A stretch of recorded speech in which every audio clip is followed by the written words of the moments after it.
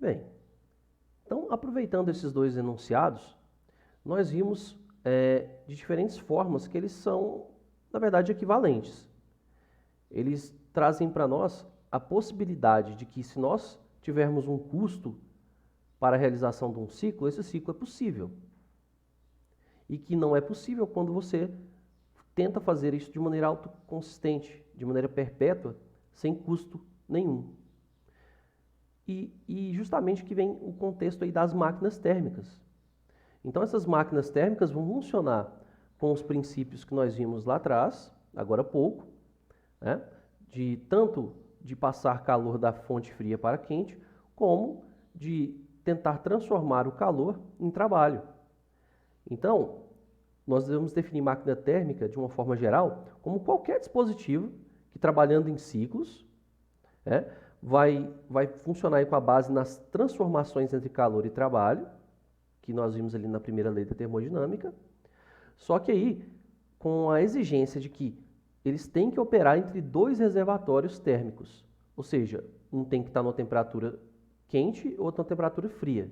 Ou seja, quente e fria para nós significa que você tem que ter uma fonte com temperatura maior e outra fonte térmica com uma temperatura menor.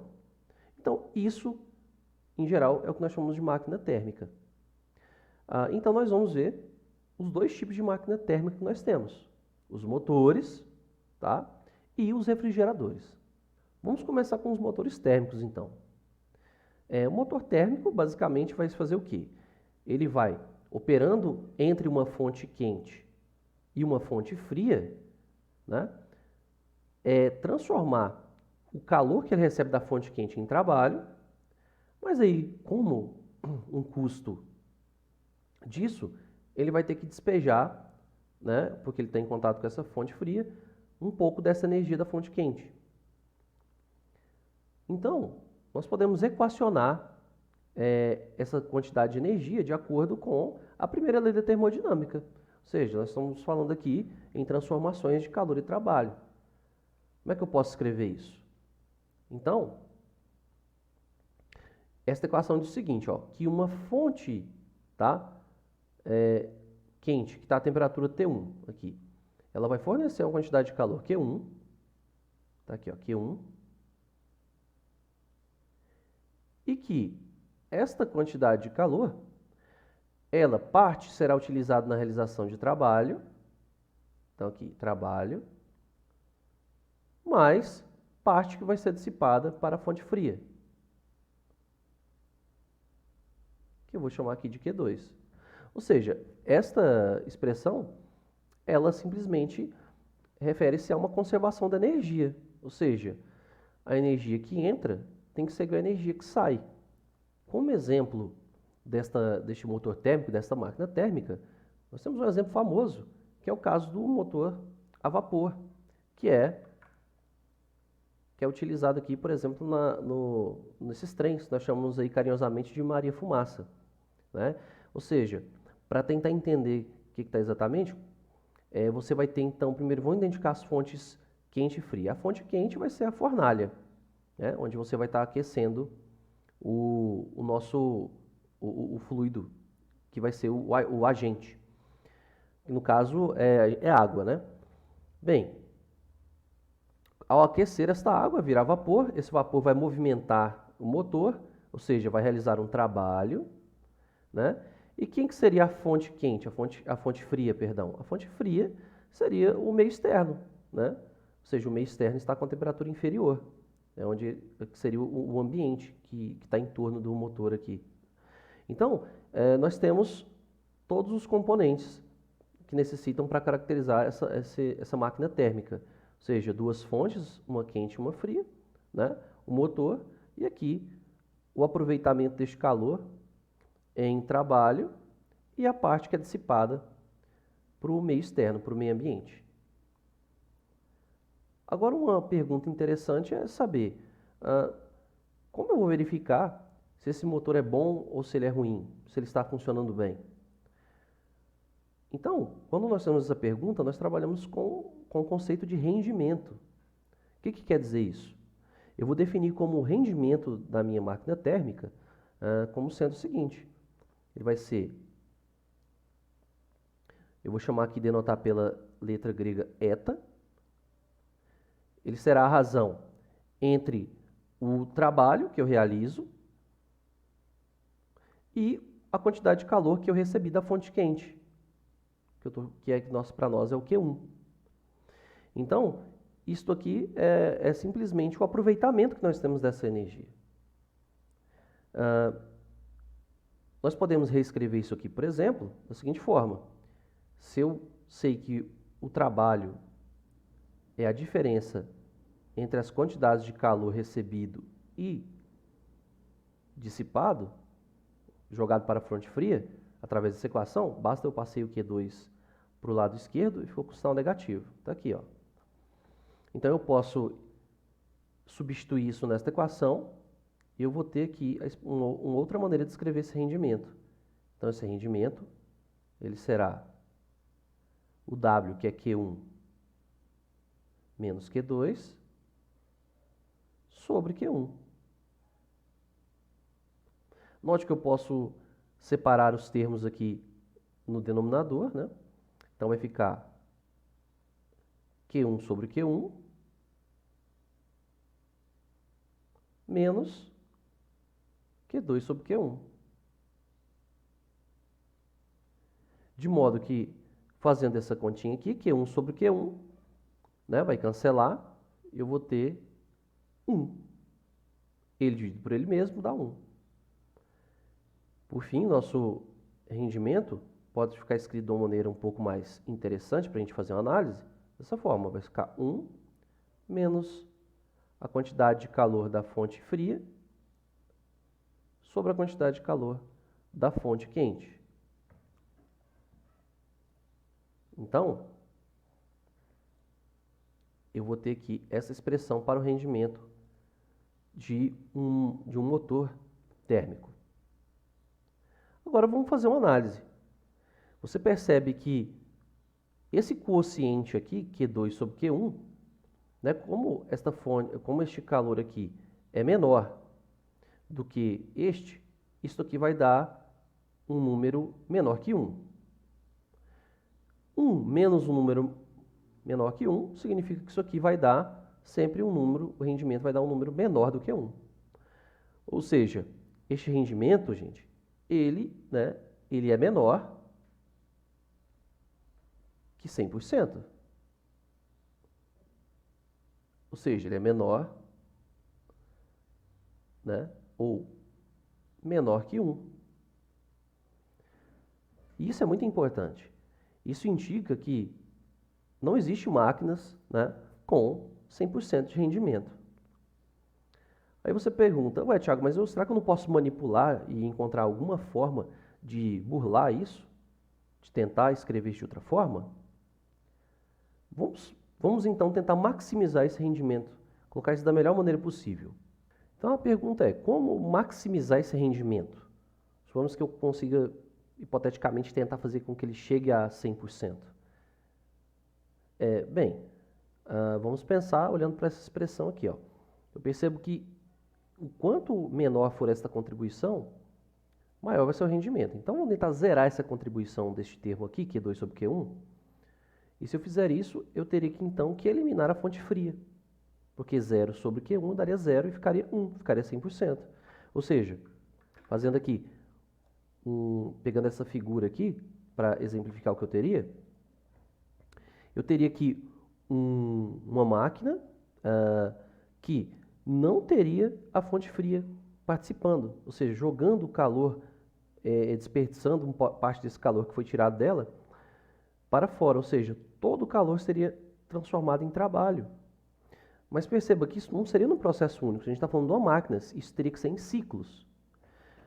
Ou seja, colocando aqui matematicamente, então se eu tomar aqui o limite deste rendimento com o Q2 tendendo a 0, ou seja, eliminando a fonte fria, significa que este termo aqui daria 0, 1 menos 0 daria 1. Ou seja, isso aqui tende a 1. Ou seja, eu teria uma máquina com rendimento de 100%. Isto claramente é uma situação impossível, viola o que Kelvin disse. Ou seja, eu não posso, como único efeito, retirar calor da fonte quente e transformar isso integralmente em trabalho. Eu tenho um custo para isso, eu tenho que perder alguma coisa. Então, isso aqui seria impossível.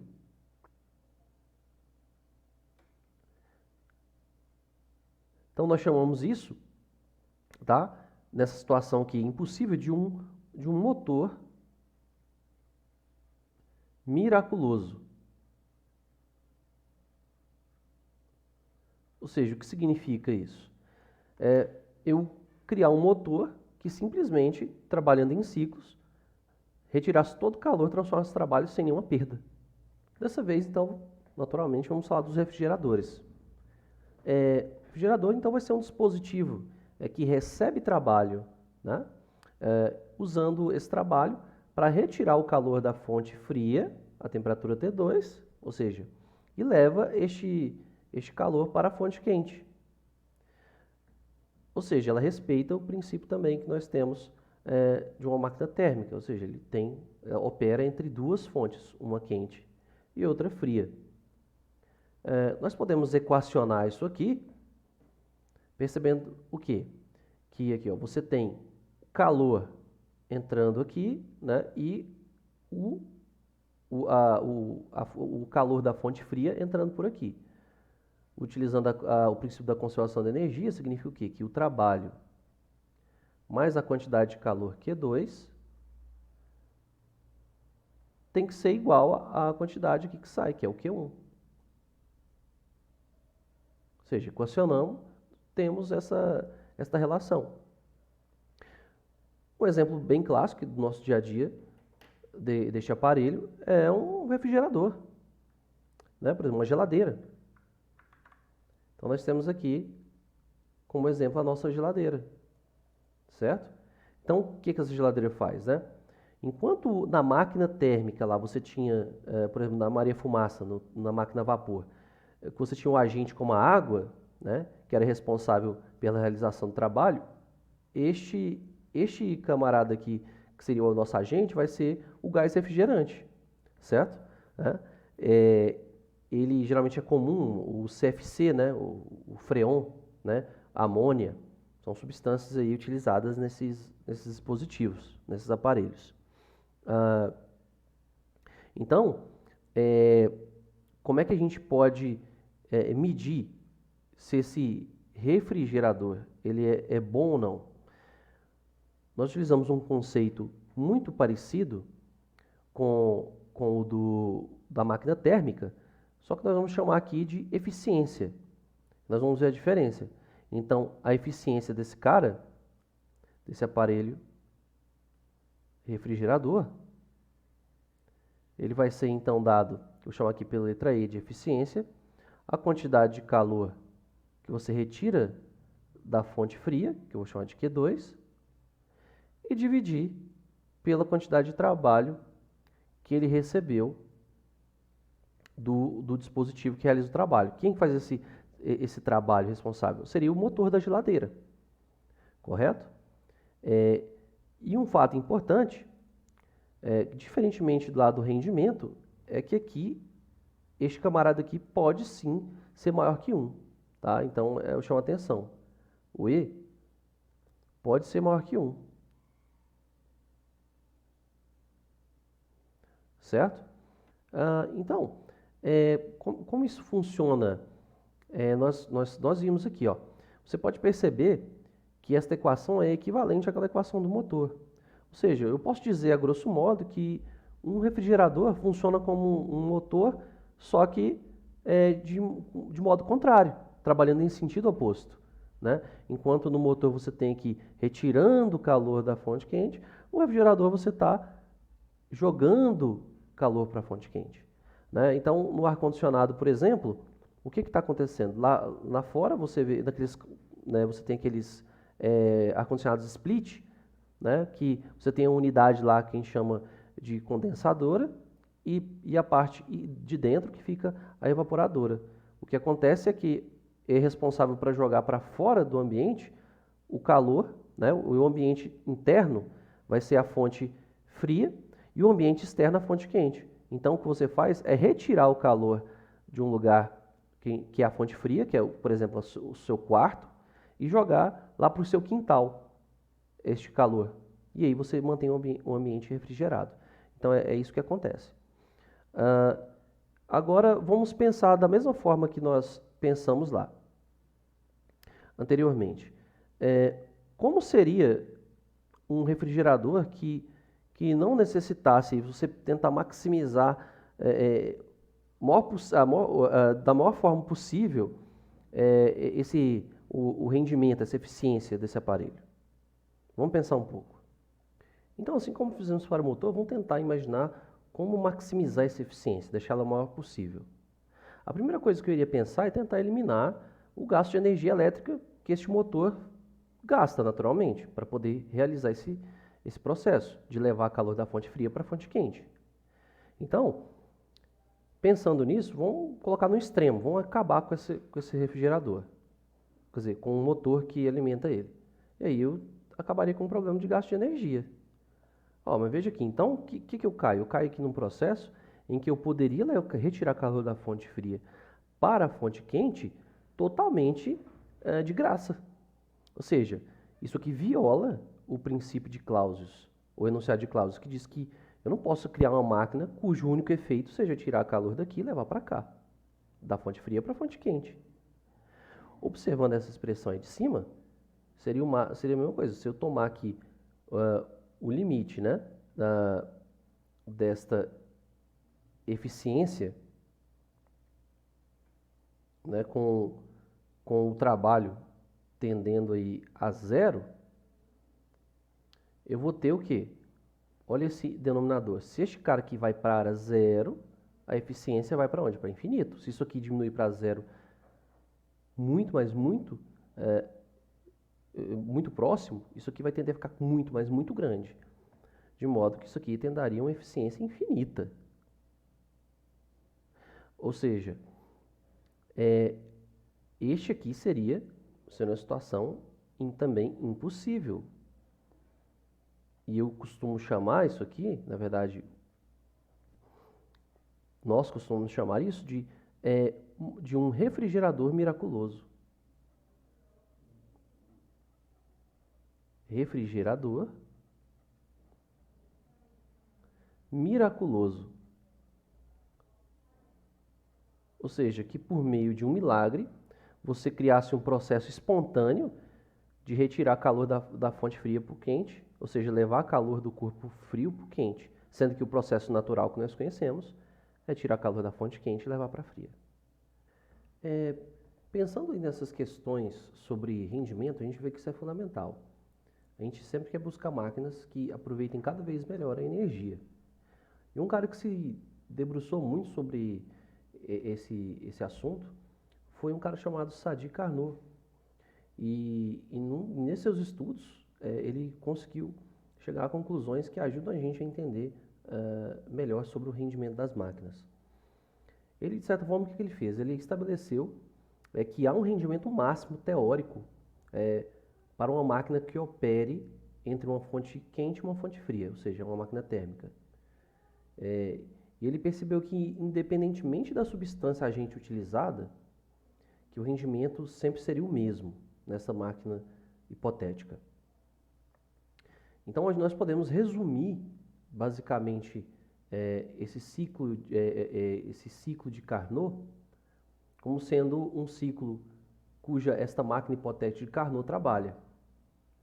Então, quais são os aspectos principais que resumem essas características? Então, para sintetizar as ideias de Carnot, a gente pode seguir alguns passos.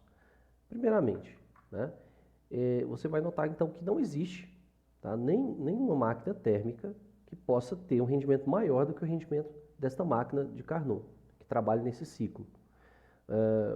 Ou seja, então significa que se eu chamar aqui uma máquina hipotética M, né, o rendimento dela sempre vai ser menor do que o rendimento de uma máquina de Carnot, que eu vou denotar aqui por ΔC. Então esse é o primeiro aspecto do funcionamento dessa máquina.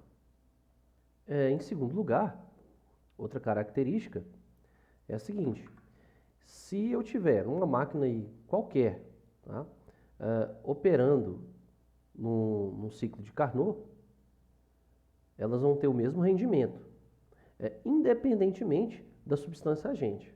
Ou seja, no motor nós sabemos que a substância agente da máquina a vapor é a água. No refrigerador que a gente tem em casa, seria aquele gás lá da geladeira que a gente chama, que seria o CFC, certo? Eu nem sei se usam mais o CFC. Tá? Bem, isso a gente tem como demonstrar matematicamente, de uma forma rigorosa, que eu não faria aqui, que ele descobriu que, então, se não depende da substância agente, as razões aqui entre a quantidade de calor da fonte quente e da fonte fria vai ser diretamente proporcional à razão entre as temperaturas absolutas das fontes quente e fria. Isso aqui é uma relação muito importante que a gente vai utilizar muitas vezes. E ela, então, sintetiza essa ideia do Carnot. E, por fim, nós temos o seguinte: o rendimento da máquina de Carnot ele vai depender apenas das temperaturas das fontes quente e fria. Ou seja, se eu reescrever a equação do rendimento que nós colocamos para o motor, vamos colocar aqui, eu vi que eta é igual a 1 menos a razão entre o calor da fonte fria e o calor da fonte quente. Certo? Isso nós obtivemos um pouco mais cedo. Bem, para uma máquina de Carnot, como nós vimos que esta razão ela é diretamente proporcional à razão entre as temperaturas absolutas. De modo que para uma máquina de Carnot eu vou ter o seguinte, ó. Então o meu eta para o Carnot vai ser 1 menos Q2 sobre Q1 é T2 sobre T1. T2 sobre T1.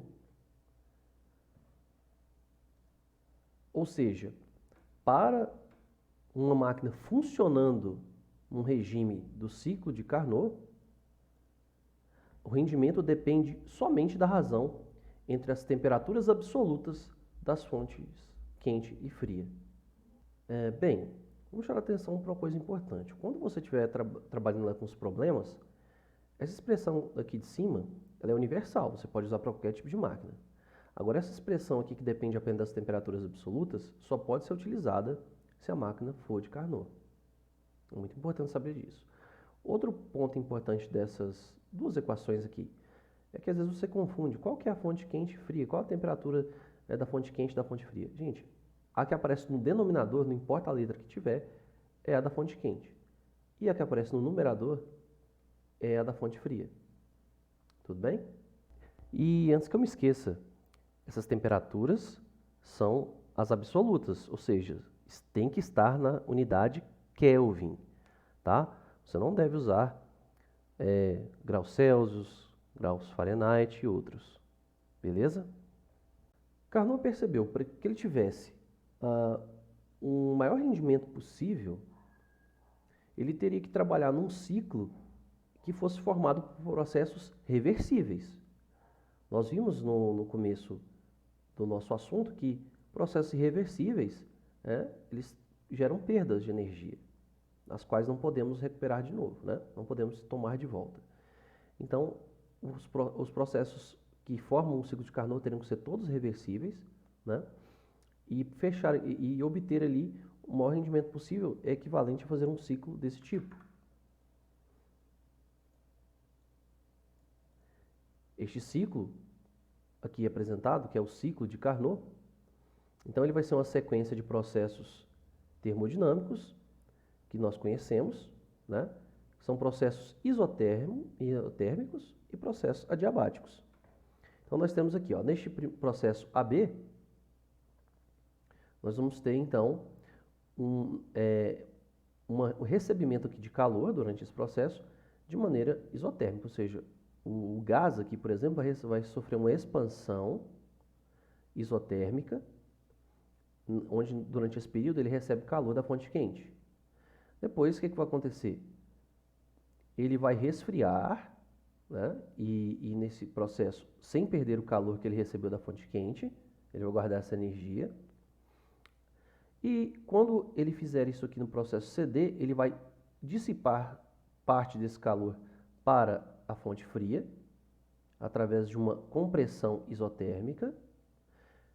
E, por fim, ele vai retornar fechando o ciclo, voltando à temperatura inicial T1, fazendo aqui uma compressão adiabática, ou seja, sem a perda de calor. Essa sequência vai gerar aqui o maior rendimento possível, ou seja, o maior trabalho realizado possível. E se você se lembra, para calcular o trabalho num ciclo, basta calcular a área desta figura, que é formada por essas duas isotermas e essas duas adiabáticas. Ou seja, a área formada aqui entre elas é o que eu chamo de trabalho. Este aqui é o trabalho.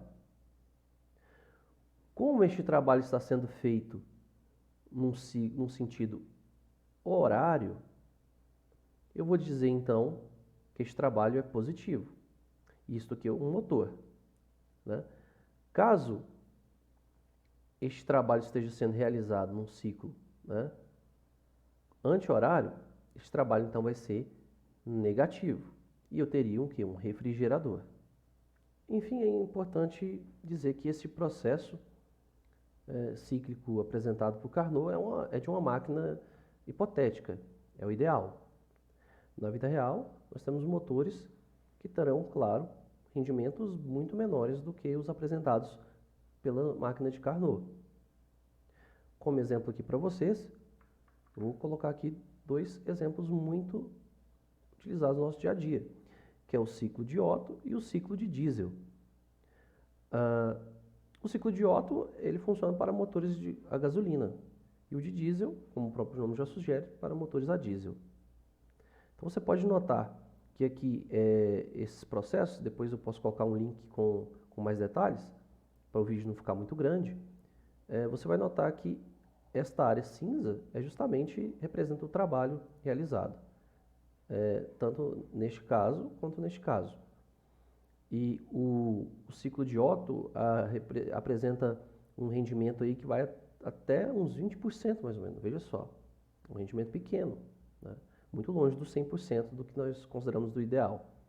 O ciclo diesel rende um pouco mais, por volta de 30% de rendimento. Então nós vemos que os motores da vida real, eles têm um rendimento muito baixo, comparado com os motores hipotéticos aí, da máquina de Carnot, que só dependeriam então das temperaturas da fonte quente e fonte fria. Ou seja, quanto maior a diferença de temperatura entre as fontes, no ciclo de Carnot, você teria um rendimento aí maior possível. Bem, eu vou encerrar por aqui. Espero que vocês tenham entendido a ideia geral. E até a próxima.